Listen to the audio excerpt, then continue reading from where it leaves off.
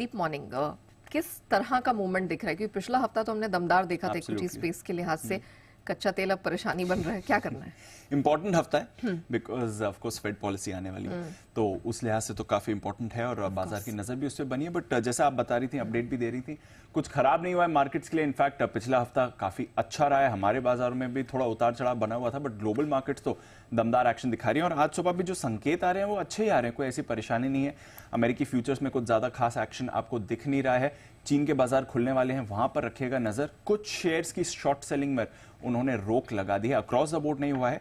चुनिंदा शेयर्स जो already restricted category के शेयर्स हैं, वहां पर शॉर्ट सेलिंग पर रोक लगा दी गई है। बाजार को स्टेबल करने के लिए यह कदम उठाया गया है। जैसे हम जानते हैं, चीन के बाजारों में पिछले कुछ महीनों से, कुछ समय से काफी भारी सेलिंग चल रही है, तो वहां पर स्टेबिलिटी लाने के लिए यह कदम उठाया गया है।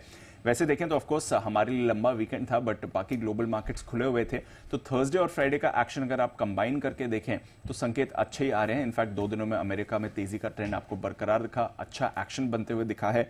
डाउ थर्सडे को करीब 250 अंक उछला था और फिर फ्राइडे को करीब 60 अंक ऊपर बंद हुआ, बट कंबाइंड हमने देखा है कि 300 अंकों की 2 दिनों में तेजी यहां पर आपको आती हुई दिखी है। नई रिकॉर्ड ऊंचाई पर डाउ फ्राइडे को आते हुए दिखा है। इंट्राडे में भी हमने देखा था 38,200 के पार गया, तो बहुत ही बढ़िया एक्शन अमेरिकी बाजारों में आपको बनते हुए दिख रहा है। नैस्डैक आप कह सकते हैं शुक्रवार को थोड़ी मुनाफा वसूली जरूर हुई है, बट थर्सडे को भी अच्छा एक्शन था। 6 दिन की पॉजिटिव ट्रेंड आपको थर्सडे तक नैस्डैक में दिखी थी, तो वहां पर भी तेजी का ट्रेंड ज्यादातर बरकरार ही है। आईटी के दम पर तो बाजार ऊपर जा ही रहे हैं, बट जो इकोनॉमिक डेटा आ रहा है यूएस से, वो काफी मजबूत है। जैसे हम पिछले कुछ समय से बात कर रहे हैं, फोकस अब ज्यादा इकोनॉमिक डेटा पर आ गया है। अगली फेड पॉलिसी के रेट कट को लेकर थोड़ा कम हुआ है, तो इनके जीडीपी के आंकड़े आए थे 2023 और Q4 जीडीपी के, और दोनों शानदार रहे हैं। Q4 जीडीपी ने तो बहुत ही बड़ा सरप्राइज दिया है, 3.3% की ग्रोथ आई है। अनुमान 2% का था, तो मानिए 2% के अनुमान के सामने 3.25% की ग्रोथ आपने दिखाई है। 2023 की भी अगर आप बात करें, 2.5% की जीडीपी ग्रोथ रही है यूएस में, अनुमान 1.9% का था। तो दोनों डेटा बेहद मजबूत आए। कुछ समय पहले हमने देख रहा था, ऑलरेडी गोल्डमैन सैक्स ने जीडीपी ग्रोथ एस्टिमेट्स बढ़ा दिए थे, उससे भी काफी शानदार ये एक्शन आते हुए दिखा है। तो ये आंकड़ा तो बहुत ही मजबूत है, इसलिए थर्सडे को आपने देखा कि यूएस में बड़ी रैली आती हुई दिखी इस आंकड़े के दम पर। फिर फ्राइडे को आया है इनका personal consumption expenditure data.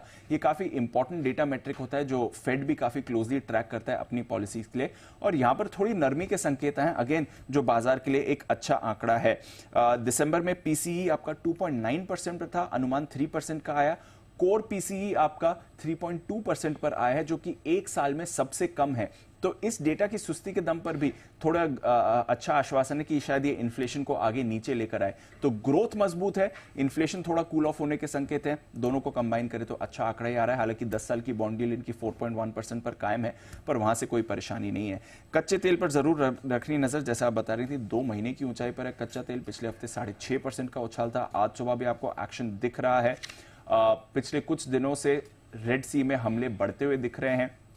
Indian navy भी अभी इन्वॉल्व है कुछ शिप्स के रेस्क्यू में, तो वहां पर तो लगातार एक्शन आपको बनते हुए दिख रहा है, और इसलिए मिडिल ईस्ट तनाव से यहां पर आपको दाम ऊपर जाते हुए दिख रहे हैं। इसके अलावा सोने में आज सुबह थोड़ा एक्शन है। चांदी 5 हफ्तों की सबसे मजबूत प्रदर्शन पिछले हफ्ते दिखाते हुए गई है।